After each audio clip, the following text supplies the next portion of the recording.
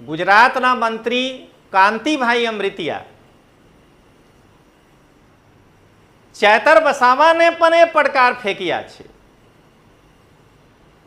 કે વિદેશી મુદ્રાના પ્રવાહને રોકવા માટે હું મંત્રીના વાહનના આગળ ચડવાવાળા સ્કાઉટ નહીં લઉં, એનાથી પેટ્રોલ ડીઝલની ખપત અડધો થઈ જશે. તો શું ચેતર વસાવા દેશહિતમાં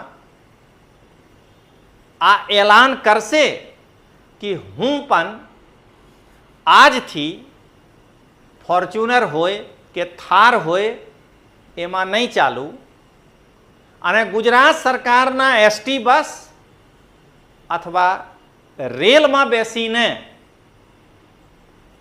ગુજરાતમાં ભ્રમણ કરીશું?